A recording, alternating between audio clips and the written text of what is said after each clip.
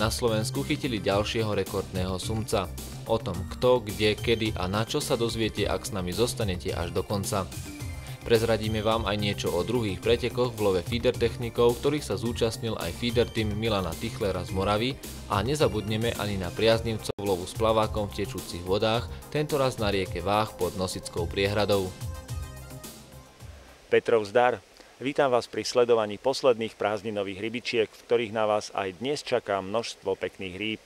Začíname opäť aktuálnymi informáciami o tom, ako to vyzerá s ich aktivitou v niektorých našich revíroch. Najlepšie v súčasnosti berú ryby v Oravskej priehrade.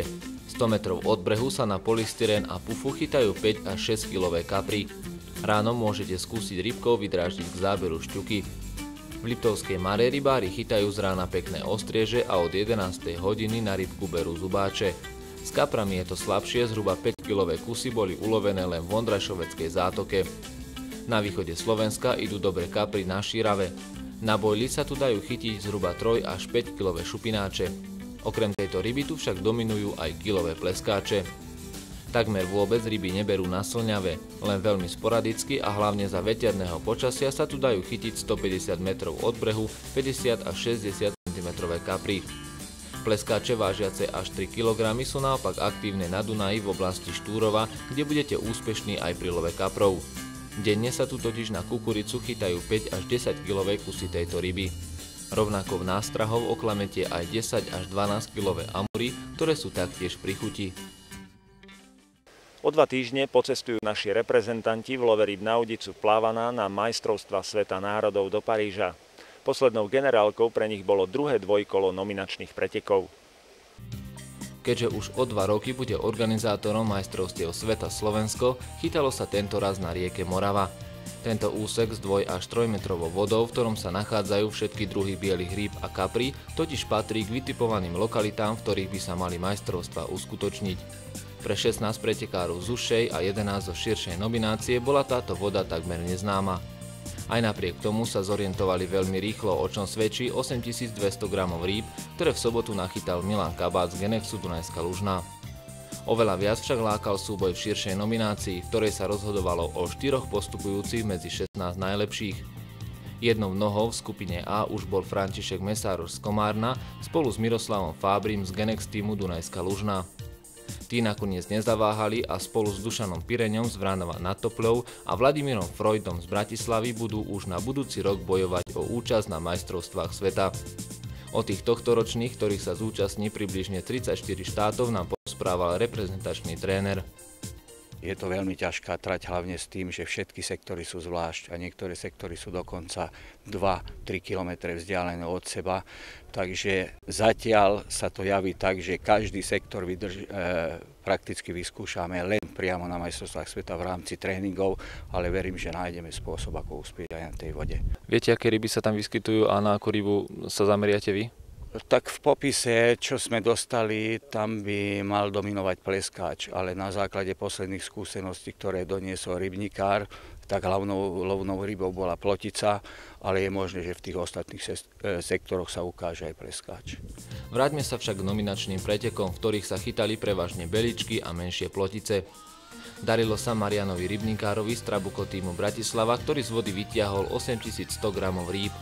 Po 4 pretekoch však naďalej vedie Rastislav Dudr pred Igorom Holečkom a Milanom Kabátom. 4. je Marian Rybníkár, 5. Csaba Ďurky a 6 najlepších uzatvára Roman Pavelka. Pri plávanej, konkrétne pri jednom z našich reprezentantov, Marianovi Rybníkárovi zo Sonexu Bratislava, ešte na chvíľu zostaneme. Reč bude o vnadiacej zmesi Excellent, s ktorou sa mohli naši rybári stretnúť len nedávno. Najskôr ju totiž veľmi dôkladne a dostatočne dlho testovali špičkoví pretekári nielen zo Slovenska, ale i z Talianska. Jej zloženie je teda výsledkom spoločného skúšania v našich, ale i zahraničných revíroch. Všetky zložky zmesi musia byť dokonale vyvážené tak, aby ju ryby začali prijímať. Na každý druh ryby pritom platí iná aróma a farba. Tá je tiež závislá aj od vody a lokality, v ktorej lovíme. Marian Rybníkár v tejto vnadiacej zmesi zúročil dlhoročné skúsenosti viacnásobného víťaza prvej ligy, ako i popredných pohárových pretekov. Excelent sa mu osvedčil aj na rieke Morave v druhom dvojkole kvalifikácie, keď nachytal úctyhodných 8100 gramov rýb.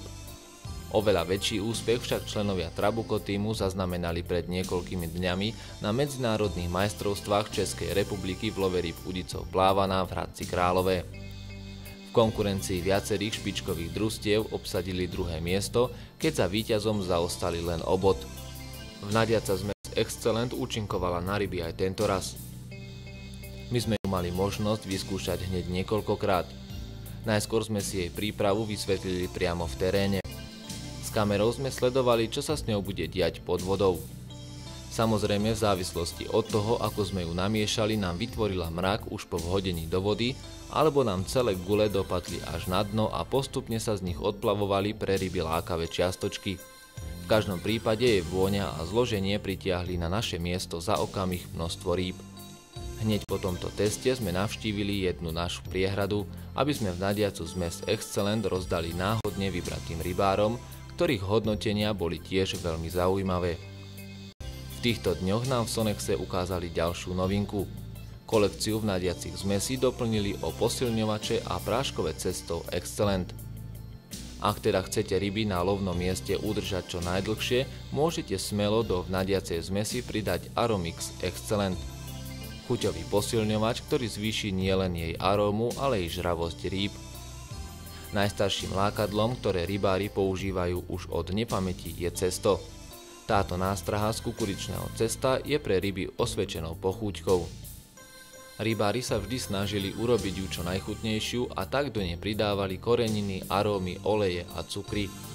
Na základe tejto skúsenosti sa v Sonexe v spolupráci s talianskou firmou Antiche Pasture rozhodli doplniť kolekciu Excelent o Polenta Excelent, kukuričné aromatizované rýchlo cesto na lov kaprovitých rýb.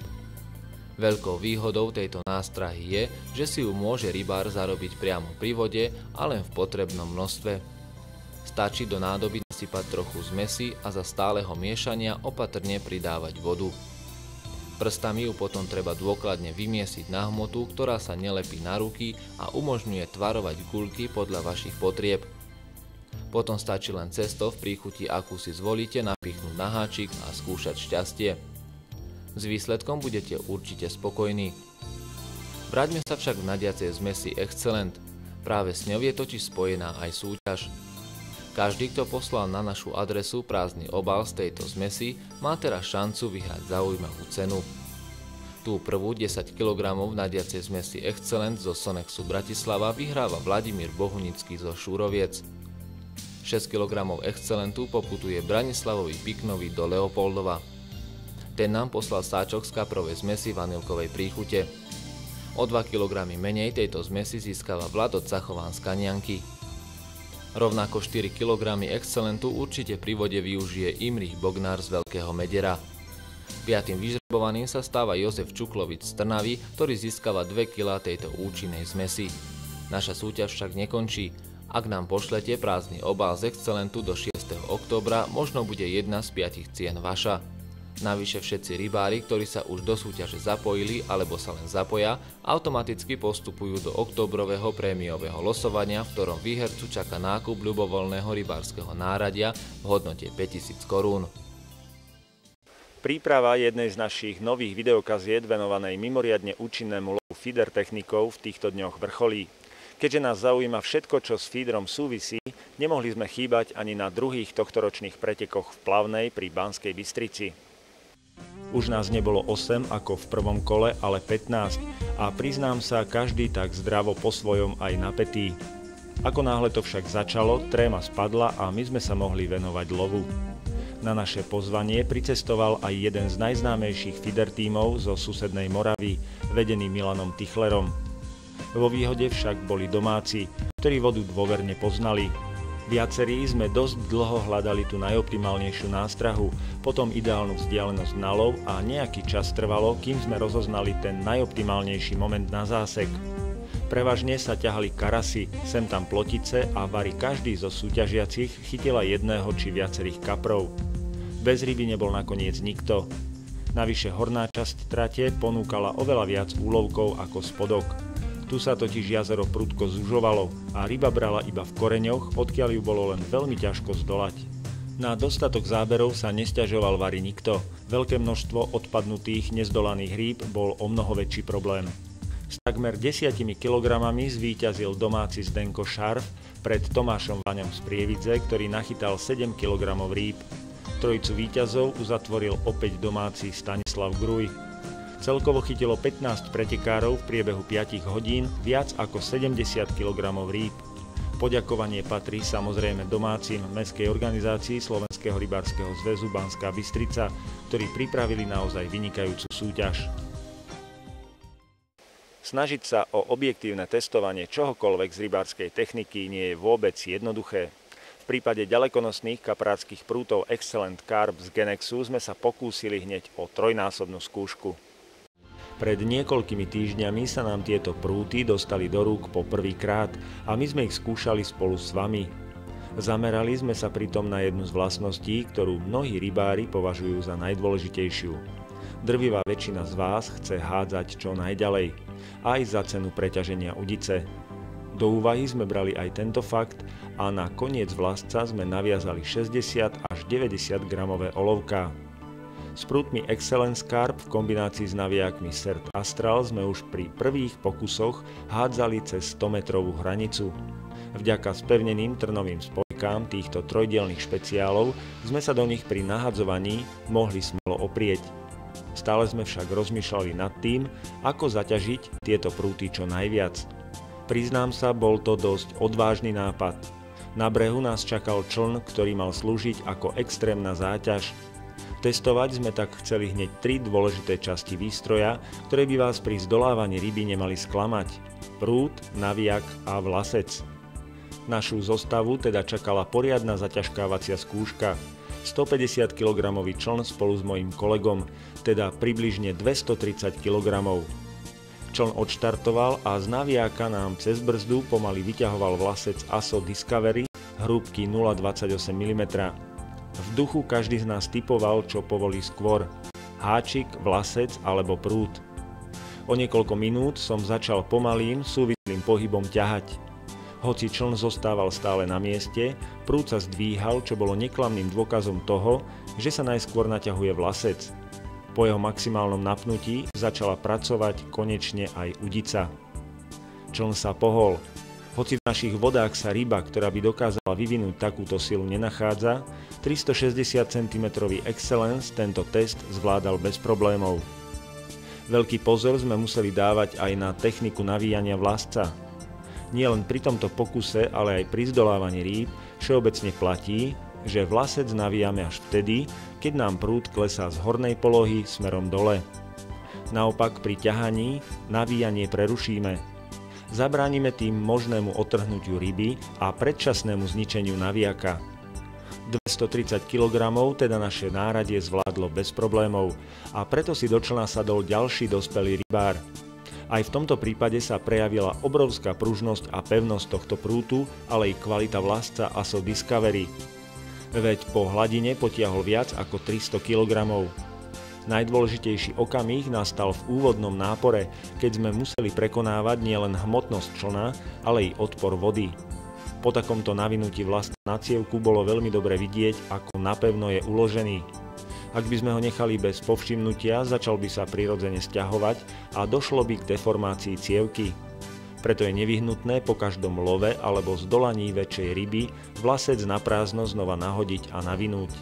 Navyše po takomto mimoriadnom zaťažení stráca svoje najdôležitejšie vlastnosti, a to pružnosť a pevnosť v uzle.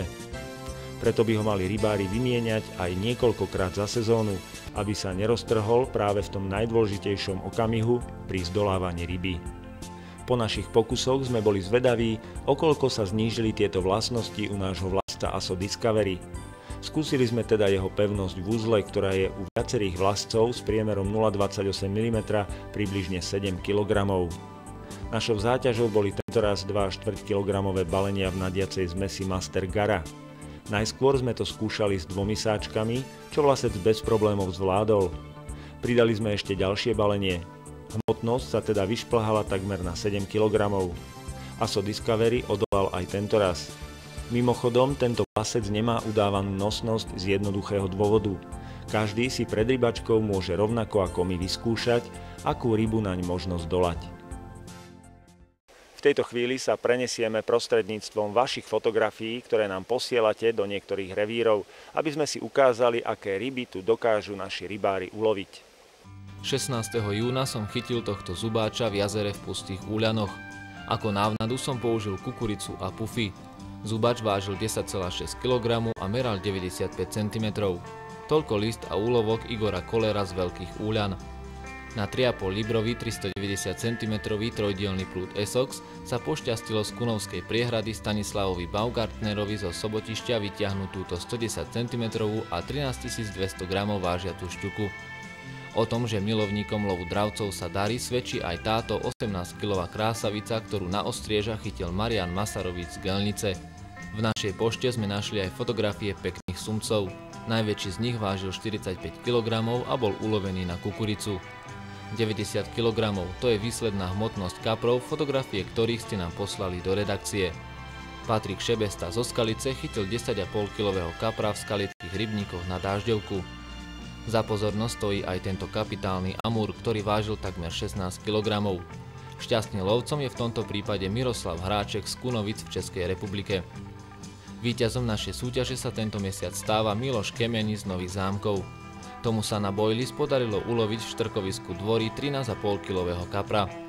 Keďže sa nezabudol odfotiť aj s náradím vyrobeným pod slovenskou značkou Essox, na ktoré kapra chytil, získava špeciálny kaprový prúd a naviak od bratislavského Essoxu. Navyše postupuje do záverečného žrebovania o zájazd do Norska. Prevažná časť z vás sa špecializuje na lov kaprov klasickým spôsobom, teda na ťažko. Čoraz častejšie sa však pri vode objavujú aj vyznavači jemnejšej techniky, či už fidristi alebo plavačkári. Lov na pevný plavák sme sa rozhodli vyskúšať v lokalite pod Nosickou priehradou na jednom odstavnom ramene rieky Váh. Pri tomto spôsobe lovu, ktorý nám predviedol Peter Baránek z Považskej Bystrice, najčastejšie používame štíhle prúty s vrhacou záťažou od 10 do 40 gramov. Ich dĺžka závisí od hĺbky vody, v ktorej lovíme. Bežne sa však chytá s prútmi dlhými 4 až 9 metrov. My sme na váhu použili 4,2 metrový Raptor Telematch s vrhacou záťažou 5 až 30 gramov od bratislavského Essoxu. Okrem prútu však zohráva pri plávanej dôležitú úlohu aj naviak. Ideálna na plávanú je veľkosť naviaku 30, to znamená 100 metrov 30, silónu sa nám zmestí, pretože tie menšie naviaky majú menšie priemery cievok a veškeré vlasce, či lacné, či drahé, získavajú tvarovú pamäť veľmi rýchlo na tých malých priemeroch, takže tá 30 sa javí ako optimálna. Pri plávanej používame veľmi tenké vlasce už od priemeru 800 mm na spodné návesce. Ak lovíme väčšie kapre či pleskáče, hlavný vlasec by mal mať hrúbku okolo 0,14 až 0,18 mm. Prúd Raptor Telematch sme v našom prípade skombinovali so 6-ložiskovým naviakom TQ F30. Hoci naši plavačkári bežne na takéto jemné náradie vyťahujú z vody niekoľkokilové kusy kaprov a všetkých bielých rýb, väčšina rybárov si to ešte stále nedokáže predstaviť. Princíp pritom spočíva v tom, že pri zábere malej ryby, napríklad beličky, pracuje len špica prútu. Pri zdolávaní väčšej ryby sa postupne zapájajú aj ostatné diely. Prúd svojou akciou a pružnosťou teda dokonale stlmi výpady aj niekoľkokilovej ryby. Ideme loviť na vodu, ktorej hĺbka nepresahuje 1,5 metra, na vzdialenosť nejakých 25-30 metrov a voda veľmi mierne prúdi v tomto ročnom období. Použijeme štíhly dlhý plavák, taký typický, ktorý sa používa na váhu. Má pomerne značnú nosnosť, takmer 4 gramy, veľmi dobre viditeľnú antenku. Na tieto pomery javí sa akože najvýhodnejší. Máme plaváčik, pohyblivo uchytený na vlasci, torpilku, alebo teda záťaž, bužírku, ktorá slúži viac menej ako tlmič nárazov a obratlík, ktorý plní funkciu spojovacieho článku medzi kmeňovým vlascom a následným náväzcom. Náväzec prichádza do priameho styku s rybou, preto musí byť nenápadný a pritom dostatočne kvalitný, aby nedošlo k jeho otrhnutiu. My sme používali hlavný vlasec VIP 777 od Essoxu hrúbky 0,15 mm a náväzec priemeru 0,13 mm. Pri tomto spôsobe Peter odporúča dĺžku náväzca 35 až 40 cm. Aby sa nám počas nahadzovania nezamotával, pripevníme do jeho stredu malý brok. Nakoniec návesca naviažeme háčik, výber ktorého je rovnako rozhodujúci. Existujú totiž rôzne veľkosti, tvary a farebné prevedenia. Naším cieľom boli kaprovité ryby a preto sme zvolili háčik s krátkym ramienkom. Po príprave systému sme začali vyvažovať plavák. Snažíme sa, aby jeho väčšia časť bola pod vodou a ryba pri zábere necítila takmer žiaden odpor. Po vyvážení plaváku a vymeraní hĺbky vody prišla na rad príprava v nadiacej zmesi. Za stáleho miešania sme do nej pridávali vodu, aby nevytvorila hrudky, ktorými by sa ryby veľmi rýchlo nasýtili. Nadiaca zmes na plávanu musí byť po rozmiešaní s vodou sypká, ako vidíme tu. Musí sa z nej dať vytvoriť gulička, ktorá pomerne dobre drží, kompaktná guľka, ktorá drží pohromade, ale ktorá sa opäť dá dostať, rozmrviť do toho pôvodného stavu. Po zakrmení lovného miesta sme začali chytať a ani nie za 10 minút Peter z vody ťahal prvú ploticu. Na naše miesto sa nám však nasťahovalo veľa beličiek a tak sme do nadiacej zmesi primiešali kukuricu, ktorá mala zamedziť ich záberom. Na háčiku sme mali napichnuté kostné červy, ktoré chutili len pleskáčom a ploticiam. Po hodine rybačky sme k ním pridali aj kukuricu, ktorou sme chceli oklamať kapry. Tie vôňa v nadiacej zmesi síce na naše lovné miesto prilákala, ale zdržovali sa v stĺpci vody a ako si neboli pri chuti. Nakoniec si predsa len naše náradie prišlo na svoje a zabral nám prvý kaprík. Ten spočiatku bojoval statočne, ale jemná špička prútu ho úplne unavila a za okamih sa ocitol už v podberáku. V deň našej rybačky sme sa o love na pevný plavák dozvedeli takmer všetko. Podarilo sa nám uloviť niekoľko pekných rýb, ktoré však opäť skončili vo váhu. Ak chcete v našej súťaži vyhrať niektorú zo zaujímavých cien, mali by ste čo najskôr poslať odpoveď na novú súťažnú otázku. Jej znenie sa dozviete práve teraz. Zúčastniť sa našej súťaže môže každý, kto najneskôr do 31. augusta písomne odpovie na otázku, čo nemôže chýbať v povinnej výbave každého loviaceho rybára. Mená víťazov hodnotných cien sa dozviete už o 2 týždne 8. septembra. Žrebovať tentoraz budeme v predajni rybárskych potrieb Eny, ktorá sídli v Žiline na ulici Jozefa Vuruma. Prvou cenou, ktorú môžete získať, je trojdielny 3 až 4 librový kaprový špeciál vhodný na ďaleké hody so značením Excellence Carp. Lákavá je jej druhá cena, ktorú rovnako venovala predajňa Eny a je ňou 5-ložiskový Naviak Cert Astral 5005. Ďalšieho v poradí poteší vnadiaca zmes Master Gara od Genexu Dunajská Lužná. Za správnu odpoveď môže byť vaša i videokazeta Základy lovu kapra na boilies, vďaka ktorej sa môžete stať testermi našej relácie. 5. vyžrebovaný získa ďalšie prekvapenie, videokazetu s výberom toho najlepšieho z relácie Ryby, rybky, rybičky pod názvom To Naj. Nakoniec na jedného z vás čaká i tričko s logom našej relácie. Aj dnešný záverečný príspevok bude patriť kapitálnym rybám. Tentoraz zaň vďačíme vášmu okamžitému telefonátu priamo z miesta lovu. Neváhali sme a ani nie za 2 hodiny sme už boli na mieste na jednom zaplavenom rašelinisku na juhozápadnom Slovensku. Tu nás už čakal nadšený lovec Pavol Marčan s nádherným sumcom. Hneď nám teda začal rozprávať o tom, ako túto rybu zdolal. Dneska som k tejto vode prišiel ráno pred 4:00. Na bojku som nastražil karaska strieborného, tu sa nemôže vyvážať, tak mám na to taký systém, že druhú palicu na ťažké olovko nahodím a preťahujem a dostávam bojku s karasom na miesto, na ktoré potrebujem. Nastražené som mal asi tak 25-30 metrov od brehu, je tam také plitké miesto a samozrejme hľadal som miesto také, ktoré som si myslel, že by mohlo byť zaujímavé aj pre sumca. O 13 hodín asi 5 minút som mal záber. Zasekol som a natvrdo som ťahal rybu k brehu, pretože viem, že keď sumec zabere, tak treba ho ťahať na silu, aby sa nedostal do svojho miesta, kde teda by sme ho stratili. Ako vyzeral jeho záber a ako dlho si ho zdolával? V podstate záber som ani nevidel, lebo vidíte sám, je tu dosť ľudí, som sa všelikde obzeral, akurát som počul, že sa odvíja z cievky, tak som hneď zasekol a napevno som rybu začal ťahať von. Pavol Marčan za pomoci Jozefa Kmeťa zdolával tohto krásneho sumca vyše 45 minút. Po poriadnej drine už prišlo na rad váženie a meranie. Sumec vážil takmer 57 kg a meral 209 cm.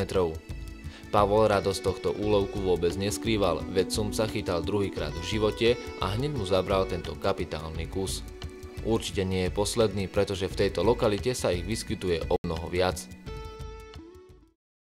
Ak chcete príjemne stráviť 1. september, nemali by ste chýbať v Leviciach v Hradnom parku na tradičnom rybacom pikniku, súťaži v pečení a varení jedál z rýb, ktorá štartuje už o 14. hodine a na ktorú vás srdečne pozývajú levickí rybári. No a všetkých, ktorí s nami súťažíte v teletexte Slovenskej televízie na strane 479 so Sonexom Bratislava upozorňujem, že okrem množstva nových informácií a ponúk tu nájdete aj meno víťaza kompletného rybárskeho výstroja plus ďalšiu novú otázku. To je už na dnes všetko. Uvidíme sa opäť o 2 týždne, tentoraz v sobotu 8. septembra. Dovtedy dovidenia.